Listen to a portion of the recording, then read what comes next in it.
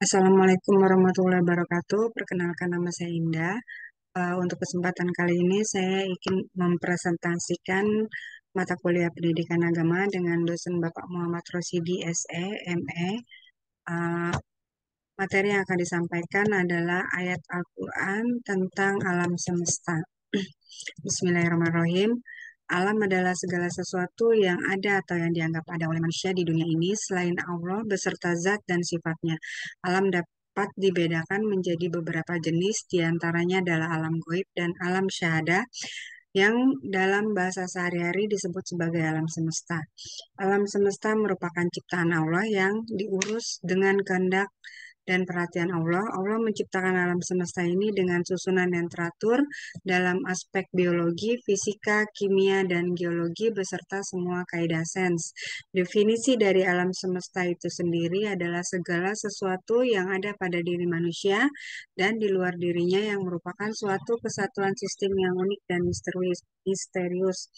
Menurut pandangan Al-Quran, penciptaan alam semesta dapat dilihat pada surat Al-Anbiya ayat 30 yang berbunyi, dan apakah orang-orang yang kafir tidak mengetahui bahwasanya langit dan bumi itu keduanya dahulu adalah sesuatu yang padu, kemudian kami pisahkan antara keduanya, dan dari air kami jadikan segala sesuatu yang hidup. Maka mengapakah mereka tiada juga beriman? Sesungguhnya Tuhan kamu ialah Allah yang menciptakan langit dan bumi dalam 6 masa, lalu dia bersemayam di atas arsy. Dia menutupkan malam kepada siang yang mengikutinya dengan cepat, dan diciptakannya pula matahari, bulan, dan bintang-bintang masing-masing untuk tunduk kepada perintahnya. Ingatlah, menciptakan dan memerintah hanyalah hak Allah, Maha Suci Allah, Tuhan semesta alam. Bumi sebelumnya adalah planet yang mati, dan Allah menghidupkannya dengan menurunkan air dari langit. Dan Allah menurunkan dari langit air, dengan air itu dihidupkan bumi sesudah matinya. Quran An-Nahl ayat 65. Pertanyaan adalah dari mana air ini berasal? Pada waktu itu belum ada awan yang bisa menghasilkan hujan, belum ada angin, belum ada langit yang dapat menahan uap air, maka satu-satunya kemungkinan asal air adalah dari arsinya Allah. Dan kami turunkan air dari langit menurut suatu ukuran, lalu kami jadikan air itu menetap di bumi, dan sesungguhnya kami benar-benar kuasa menghilangkannya. Quran Al-Mu'minun ayat 18. Dan air yang kami jadikan segala sesuatu yang hidup, maka mengapakah mereka tiada juga beriman? Quran ayat An-Abiyah 30. Kami tumbuhkan dengan air itu berjenis-jenis tumbuhan yang bermacam-macam. Quran An-Taha ayat 53. Dan Allah telah menciptakan segala jenis hewan air. Quran An-Nur ayat 45, surat An-Nabi ayat 30, awalam yara lazina kafaru ana samawati wal ardo kanata raftan patak nahu wa za'alna minal ma'i kulli syai'in haw afala yu'minun, yang artinya, dan apakah orang-orang yang kafir tidak mengetahui bahwasanya langit dan bumi itu keduanya dahulu adalah suatu yang padu, kemudian kami pisahkan antara keduanya, dan dari air kami jadikan segala sesuatu yang hidup, maka mengapakah mereka tidak juga beriman?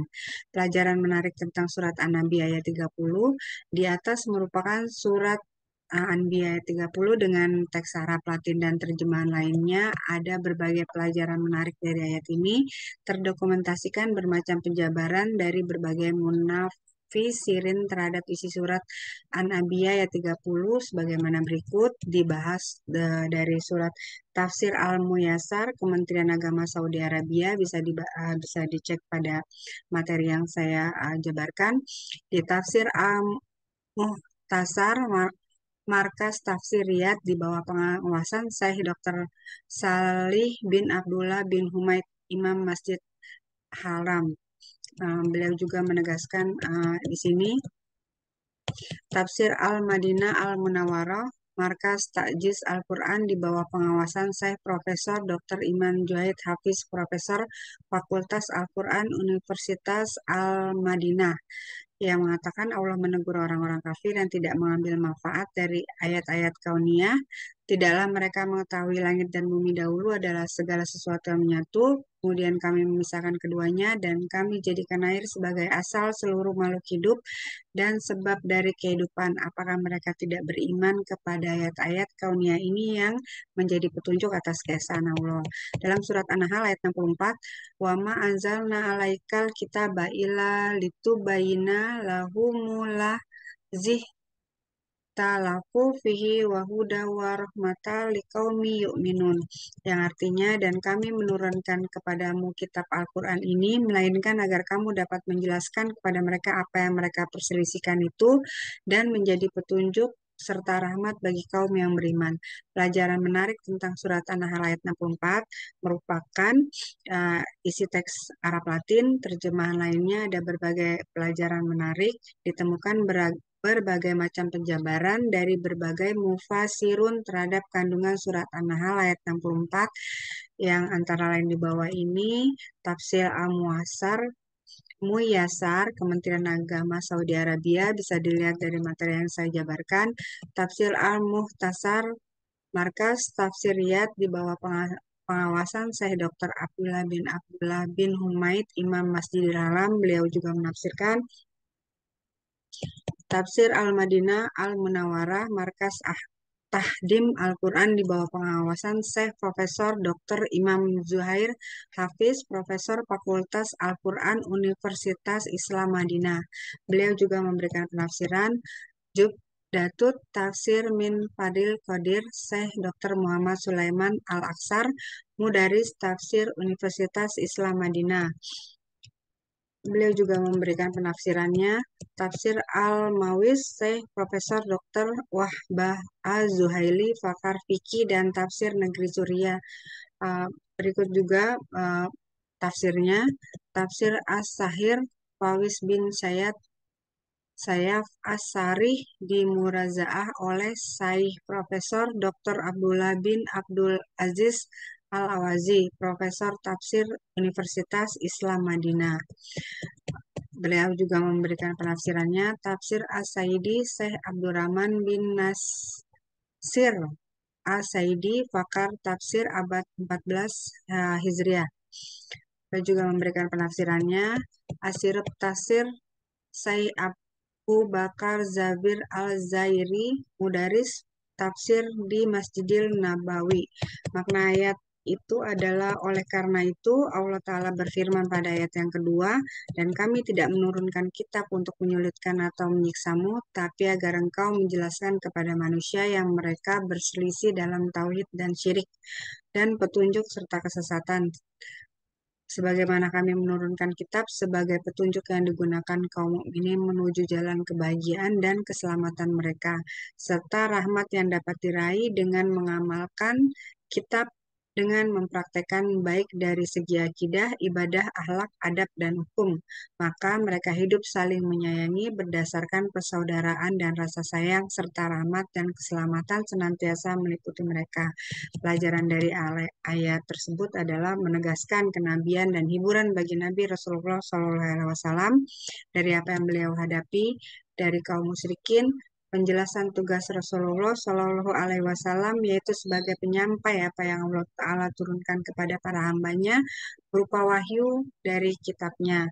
Penjelasan bahwa Al-Quran adalah petunjuk dan rahmat bagi kaum mukminin yang mengamalkannya. Hidayatul Insan bil Tafsiril Quran, Ustadz Marwan Hadidi bin Musa MPDI, Surat An-Nahl ayat 64 tentang perkara agama dan jalan yang benar. Tafsir ringkas dari Kementerian Agama Republik Indonesia adalah, kami mengutus para rasul untuk menjelaskan hukum Allah kepada kaum masing-masing, memberi mereka ketenangan batin dan menyelesaikan perselisihan di antara mereka. Dan kami tidak menurunkan kitab Al-Quran ini kepadamu, wahai Nabi, melainkan agar engkau dapat menjelaskan kepada mereka, umatmu, apa yang mereka perselisihkan dalam hal agama, sehingga mereka dapat membedakan perkara yang benar dan yang salah. Kami menurunkan Al-Quran dengan tujuan tersebut, serta menjadi petunjuk dan penuntun bagi manusia menuju jalan yang benar, dan menjadi rahmat bagi orang-orang yang sudah hendak beriman. Dan Allah menurunkan air hujan dari arah langit sesuai kadar yang ditentukan. Dengan air itu dihidupkan bumi dengan tumbuhannya berbagai jenis tanaman di permukaan yang tadinya sudah mati, kering, tampak tanpa ada kehidupan.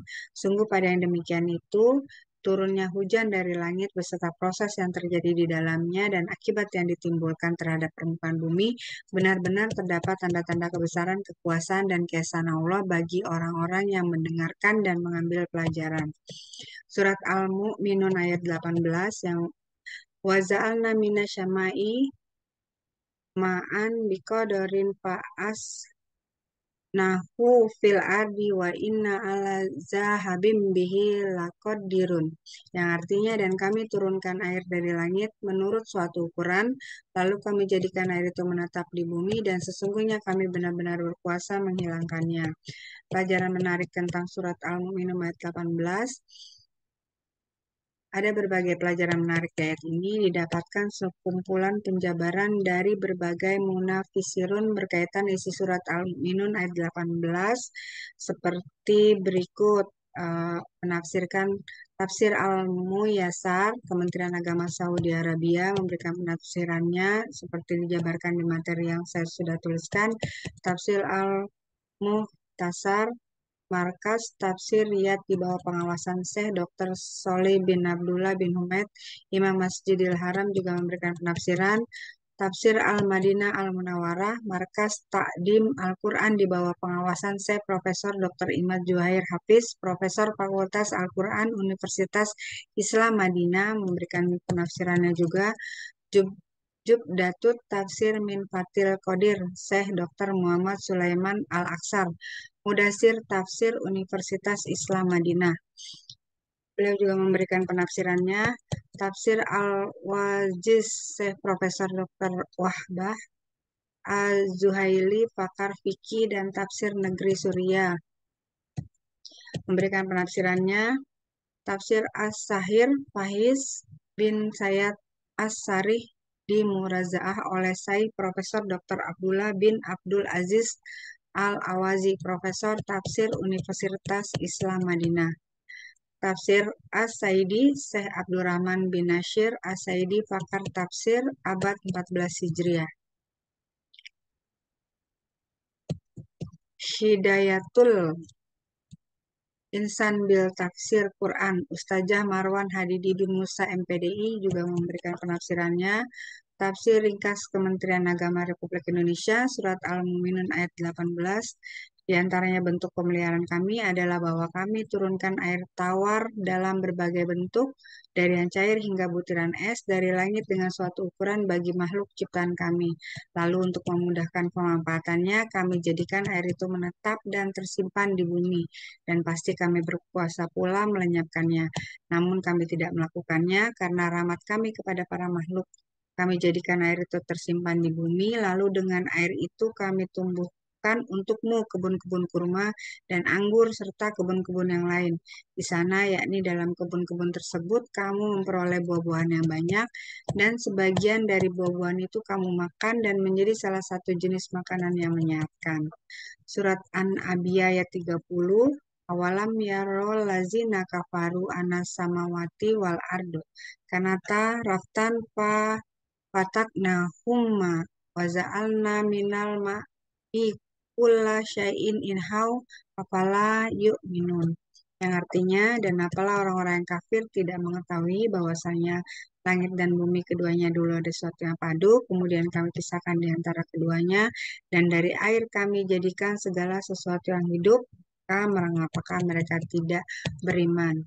Pelajaran yang menarik juga dari ayat 6 ayat 30 ditafsirkan dari berbagai macam jenis tafsir Al-Muyassar, Kementerian Arab Saudi, Tafsir Al-Muhtasar, Markas Tafsir Riyadh di bawah pengawasan Syekh Dr. Abdullah bin Humaid, Imam Besar Masjidil Haram, Tafsir Al-Madinah Al-Munawwarah di bawah pengawasan Syekh Profesor Dr. Imad Juhair Hafiz, Profesor Fakultas Al-Quran Universitas Islam Madinah. Jubdatut Tafsir min Fatil Qadir, Syekh Dr. Muhammad Sulaiman bil Aksar, Mudaris Tafsir Universitas Islam Madinah. Tafsir Al-Wajiz, Syekh Profesor Dr. Wahbah Az-Zuhaili, pakar fikih dan tafsir negeri Suriah. Tafsir As-Sahir Faiz bin Sayyaf Asy'ari dimurajaah oleh Syekh Profesor Dr. Abdullah bin Abdul Aziz Al-Awazi, Profesor Tafsir Universitas Islam Madinah. Tafsir As-Saidi Syekh Abdurrahman bin Nasyir Asy-Syaidi, pakar tafsir abad 14 Hijriah. Tafsir ringkas Kementerian Agama Republik Indonesia, Surat An-Nabi ayat 30 mengatakan orang-orang kafir tidak berpikir jernih dalam mengamati fenomena alam. Padahal peristiwa yang ada di alam ini merupakan bukti adanya Allah dan kekuasaan yang mutlak. Allah bertanya, dan apakah orang-orang kafir kapan dan di mana saja mereka hidup tidak memperhatikan secara mendalam bahwa langit dan bumi setelah terjadi ledakan besar, keduanya dahulu menyatu. Kemudian kami pisahkan antara keduanya dengan mengangkat langit ke atas dan membiarkan bumi seperti apa adanya. Dan kami jadikan segala sesuatu yang hidup berasal dari air, kemudian dimulai dari air laut. Makhluk hidup berasal dari cairan sperma dan air bagian yang penting bagi makhluk hidup. Maka mengapa mereka orang-orang kafir itu tidak tergerak hatinya untuk beriman kepada Allah? Pada ayat ini Allah mengarahkan pandangan manusia kepada gunung-gunung dan jalan-jalan serta daratan yang luas di bumi. Dan kami telah menjadikan di bumi ini gunung-gunung yang kokoh dengan maksud agar ia di bumi dengan putaran yang cepat sekali itu tetap mantap. Tidak terjadi guncangan bersama mereka, manusia dan makhluk hidup lainnya. Dan kami jadikan pula di bumi ini jalan-jalan yang luas supaya semua makhluk dapat tenang menjalani kehidupan pada akhirnya agar mereka mendapat petunjuk Allah baik yang diberikan melalui wahyu maupun petunjuk Allah beserta fenomena alam yang membentang luas. Surat At-Taha ayat 53 itu Allazi ja'ala lakumul ardo mahdaw wa salaka lakum fiha subula wa anzala minasyama'i ma'a fa'ahrasna bihi afwazan min nabatin syata, yang artinya yang telah menjadikan bagimu bumi sebagai hamparan, yang telah menjadikan bagimu bumi di jalan-jalan dan menurunkan dari langit air hujan, maka kami tumbuhkan dengan air hujan itu berjenis-jenis dari tumbuhan yang bermacam-macam. Pelajaran menarik tentang surat At-Taha ayat 53 itu ada yang menarik seperti penjabaran berbagai macam ulama mengenai kandungan surat At-Taha ayat 53 sebagaimana berikut. Tafsir Al-Muyassar Kementerian Agama Saudi Arabia, Tafsir Al-Muhtasar Markas Tafsir Riyadh di bawah pengawasan Syekh Dr. Salih bin Abdullah bin Humaid, Masjid Imam Masjidil Haram, Jubdatut Tafsir min Fadil Qadir, Syekh Dr. Muhammad Sulaiman Al-Asar, Mudasir Tafsir Universitas Islam Madinah, Tafsir Al-Wajiz, Syekh Profesor Dr. Wahbah Az-Zuhali, pakar fikih dan tafsir negeri Suriah, Tafsir As-Sahir, Faiz bin Sayyaf Asy'ari dimurajaah oleh Syekh Profesor Dr. Abdullah bin Abdul Aziz Al-Awazi, Profesor Tafsir Universitas Islam Madinah. Tafsir As-Saidi Syekh Abdurrahman bin Nasyir As-Saidi, pakar tafsir abad ke-14 Hijriah. Hidayatul Insal bil Tafsir Quran Ustaz Mawan Hadidi bin Musa MPDI. Tafsir ringkas Kementerian Agama Republik Indonesia, Surat At-Taha ayat 53. Wahai Fir'aun, Allah adalah Tuhan yang telah menjadikan bumi sebagai hamparan bagimu, juga bagi seluruh manusia, dan menjadikan jalan-jalan yang rata dan lebar di atasnya bagimu agar kamu mudah bepergian. Dan Dia pula yang menurunkan air hujan dari langit untuk menumbuhkan tanah di sekitarmu. Allah beralih menggunakan kalimat langsung darinya. Kemudian kami tumbuhkan dengannya, yakni dengan air hujan itu, berjenis-jenis tumbuhan dengan berbagai macam bentuk, rasa, dan kegunaan. Kami telah menganugerahkan kepadamu berjenis-jenis tumbuhan, maka makanlah dan gembalakanlah hewan-hewanmu. Sesungguhnya pada yang demikian itu terdapat tanda-tanda kebesaran Allah bagi orang yang berakal. Surat An-Nur ayat 45, Walahu halak kulla dabatin mimma faminhum ma yamsi ala batni wa minhum ma yashi ala rizalin wa minhum ma si ala arba. Ya luku lahu mayasya. Innalaha ala kulli syai'in qadir. Yang artinya, dan Allah menciptakan semua jenis hewan dari air, maka sebagian dari hewan itu ada yang berjalan di atas perutnya dan sebagian berjalan dengan kedua kaki, sedang sebagian yang lain berjalan dengan empat kaki. Allah menciptakan apa yang dikehendakinya, sesungguhnya Allah Maha Kuasa atas segala sesuatu. Paragraf di atas merupakan surat An-Nur ayat 45 dengan teks Arab Latin dan terjemahan artinya. Pelajaran menarik dari ayat ini didapati variasi penafsiran dari kalangan ahli tafsir terkait makna surat An-Nur ayat 45 seperti tafsir Al-Muyassar Kementerian Agama Saudi Arabia, tafsir Al-Muhtasar Markas Tafsir Riyadh di bawah pengawasan Syekh Dr. Saih bin Abdullah bin Humaid, Imam Masjidil Haram, Tafsir Al-Madinah Al-Munawwarah, Markas Takdim Al-Quran di bawah pengawasan Syekh Profesor Dr. Imaz Zuhair Hafiz, Profesor Fakultas Al-Quran Universitas Islam Madinah. Jubdatu Tafsir bin Fadil Qadir, Syekh Dr. Muhammad Sulaiman Al-Aksar, Tafsir Al-Waziz, Syekh Profesor Dr. Wahbah Az-Zuhaili, pakar fikih dan tafsir negeri Suriah, Tafsir As-Sakir Faiz bin Syayaf Asyarih di Murazaah oleh Syekh Profesor Dr. Abdullah bin Abdul Aziz Al-Awazi, Profesor Tafsir Universitas Islam Madinah. Tafsir As-Saidi, Syekh Abdurrahman bin Nasyid As-Saidi, pakar tafsir abad ke-14. Hidayatul Insan bil Tafsiril Quran, Ustazah Marwan Hadidi bin Musa MPDI. Tafsir ringkas Kementerian Agama Republik Indonesia, Surat An-Nur ayat 45. Dan selain bukti kekuasaan Allah yang telah dikemukakan sebelumnya, Allah juga menciptakan semua jenis hewan dari air yang memancar. Sebagaimana Dia menciptakan tumbuhan dari air yang tercurah, maka sebagian dari hewan itu ada yang berjalan di atas perutnya dengan merayap, seperti ular, ulat, dan hewan melata lainnya, dan sebagian lagi berjalan dengan kedua kaki seperti manusia dan unggas, sedang sebagian lain berjalan dengan empat kaki seperti sapi, kambing, dan lainnya. Allah Maha Kuasa menciptakan apa yang Dia kehendaki dari makhluk yang disebutkan dan apa yang tidak disebutkan pada ayat ini, seperti hewan yang berjalan dengan lebih dari empat kaki seperti kalajengking dan laba-laba. Sungguh Allah Maha Kuasa atas segala sesuatu, tiada sesuatu pun yang sulit baginya. Menutup uraian tentang bukti kekuasaannya pada ayat yang lalu, Allah menyatakan sebagai berikut. Sungguh kami telah menurunkan baik pada surat ini maupun surat yang lain, ayat-ayat yang memberikan penjelasan berupa bukti hukum, nasihat, dan permisalan yang dibutuhkan oleh manusia untuk kebahagiaan hidup di dunia dan di akhirat. Dan Allah memberi petunjuk siapa yang Dia kehendaki ke jalan yang luas, lurus, dan tidak menyimpang. Penciptaan alam semesta, perspektif Sen dan Al-Quran. Alam semesta ini bersifat baru. Keberadaan alam semesta berasal dari ketiadaan dalam hal yang baru. Ada, maka pasti ada yang menciptakan. Lalu, siapakah yang menciptakan alam semesta ini dari ketiadaan menjadi ada? Untuk menjawab pertanyaan tersebut, maka akan dikaji berdasarkan ilmu pengetahuan sains dan Al-Quran. Kajian sains dan logika. Teori yang paling umum dianut tentang penciptaan alam semesta yang berasal dari ketiadaan adalah teori Big Bang.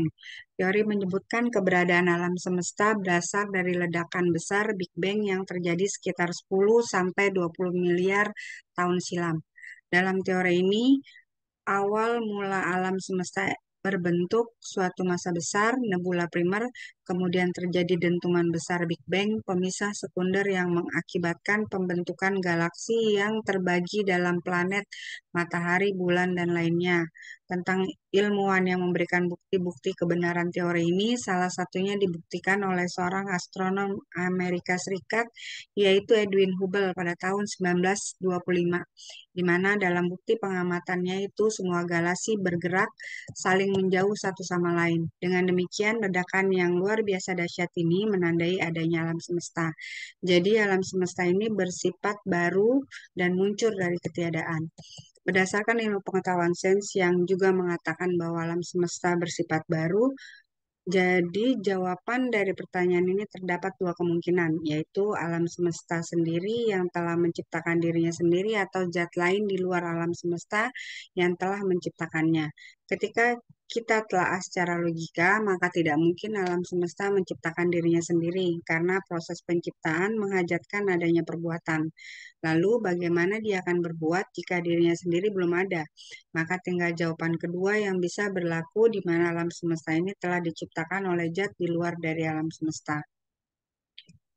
Zat di luar dari alam semesta dibagi lagi menjadi dua kemungkinan, yaitu bersifat baru juga dan berasal dari ketiadaan atau zat yang bersifat azali tanpa permulaan. Pada kemungkinan pertama, jika hal tersebut bersifat baru, maka akan menghajatkan pencipta lainnya. Jika pencipta lain yang diciptakan juga bersifat baru, maka akan menghajatkan penciptaan yang lain juga dan begitu seterusnya. Tentu hal ini tidak mungkin terjadi tasalul hawadis, yaitu kejadian terus-menerus yang tiada ujungnya. Jika penciptaan alam semesta seperti ini, maka hasilnya tidak akan ada penciptaan sama sekali dan tidak akan ada alam semesta ini. Bagaimana hal tersebut terjadi dalam penciptaan alam semesta? Untuk menjelaskan hal ini, maka diumpamakan dengan seorang teroris yang dihukum mati. Orang yang ditugaskan untuk menghukum mati tersebut disebut algojo. Algojo tidak dapat mengeksekusi jika tidak mendapat perintah dari atasan. Begitu juga dengan atasannya. Tidak bisa memberikan perintah hingga turun perintah dari atasan yang senior dan begitu seterusnya. Setiap alasan tidak bisa memberikan perintah kecuali telah turun perintah dari atasan yang saling senior darinya. Jika hal itu terus berlanjut tanpa ada ujungnya, maka yang terjadi tidak akan ada eksekusi hukum mati bagi seorang teroris tersebut. Namun, jika didapati seorang teroris tersebut telah dieksekusi hukuman mati oleh Algojo, maka dapat diketahui bahwasanya ada perintah dari atasan tertinggi yang tidak memiliki atasan, sehingga untuk menurunkan perintah tidak lagi menunggu perintah dari atasan lainnya. Begitu juga dengan penciptaan alam semesta ini menunjukkan ada zat yang telah menciptakan, yaitu zat yang bersifat azali tanpa permulaan dan tanpa diciptakan. Dialah Allah Subhanahu wa taala yang menciptakan alam semesta dengan keindahan yang luar biasa. Keteraturan, keharmonisan dan keindahan alam semesta menunjukkan adanya zat yang maha kuasa dan maha bijaksana. Langit dengan segala hiasannya dan bumi dengan lautan, sungai yang mengalir di dalamnya, gunung yang begitu kokoh menjulang tinggi, hewan dan tumbuhan dengan berbagai macam jenisnya. Semua hal itu menjadi bukti kebesaran Allah Subhanahu wa taala. Penciptaan alam semesta menjadi sebuah karya yang luar biasa dari Sang Pencipta. Kajian Al-Quran dan Sains, Allah Subhanahu wa Ta'ala menciptakan alam semesta ini dari ketiadaan. Demikian Allah menciptakan langit dan bumi dari semula tidak ada menjadi ada. Allah menjadikan sesuatu dengan perkataan pun jadilah. Perkataan ini adalah penyederhana tentang maha besarnya kekuasaan Allah. Apa saja yang dikendaki untuk ditetapkan semua terjadi dengan mudah. Kata kun fayakun, maka jadilah di sini tidak mesti diartikan bahwa sesuatu itu terjadi seketika itu juga, melainkan melalui sebuah tahapan proses yang memerlukan waktu. Sebagaimana dijelaskan dalam Al-Quran bahwa Allah Subhanahu wa Ta'ala menciptakan alam semesta melalui beberapa masa. Dalam sejumlah surat, Al-Quran juga menggunakan istilah visita ayam yang dapat diterjemahkan dalam arti 6 hari, 6 masa, atau 6 periode. Sebagaimana dalam firman-Nya, sesungguhnya Tuhan kamu ialah Tuhan yang menciptakan langit dan bumi dalam 6 masa. Dia bersemayam di atas arsy, dia menutupkan malam kepada siang yang mengikutinya dengan cepat. Dan diciptakannya pula matahari, bulan, dan bintang masing-masing tunduk kepada perintahnya. Ingatlah, menciptakan dan memerintah hanyalah hak Allah. Maha suci Allah semesta alam. Quran Al-A'raf ayat 54. Di atas menjelaskan bahwa 6 masa tersebut adalah satu, masa pertama, masa Big Bang dalam singularitas sampai pada masa gravitasi dari gaya tunggal, menjadi awal terbentuknya ruang, waktu, dan materi. Masa kedua, alam semesta mengembang di mana antar galaksi saling menjauhi dan semakin dan langit semakin meninggi melalui proses perubahan yang bertahap. Masa ketiga, masa terbentuknya matahari yang berfungsi sebagai sumber cahaya dan bumi berputar pada porosnya sehingga terjadi perubahan siang dan malam. Masa keempat, masa munculnya daratan bumi akibat tuburkan antara sebuah komet dengan matahari sehingga sebagian masa matahari terpentar keluar yang nantinya akan berubah menjadi planet-planet, salah satunya planet bumi. Masa kelima, bumi menjadi ada air yang bersumber dari komet yang menghantam bumi. Kandungan dalam komet bereaksi ketika tubrukan dengan unsur-unsur yang ada di bumi, sehingga menghasilkan uap. Uap tersebut menjadi hujan di bumi. Setelah air dibentuk, tumbuh-tumbuhan mulai bermunculan. Masa keenam adalah masa terakhir. Ini terbentuk gunung setelah daratan tercipta dan setelah pembentukan air serta tumbuhnya tanaman. Fungsi gunung untuk menyeimbangkan kerak bumi dan mencegah goyangnya tanah. Setelah gunung terbentuk, barulah hewan dan manusia. Al-Quran mengajak manusia untuk menyaksikan eksistensi Tuhan melalui ciptaannya dan menyingkap tabir kegoibannya melalui memperhatikan, mendalami akan realitas konkret yang terpapar luas di langit dan bumi.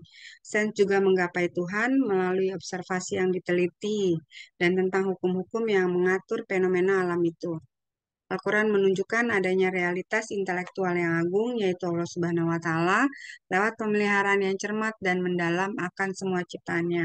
Kesadaran juga makin tumbuh bahwa unsur wahyu ilahi tentang Tuhan dan kehendak Tuhan mengenai manusia dalam Al-Quran merupakan rimba maha hebat yang tidak dapat diketahui secara tuntas oleh manusia itu sendiri.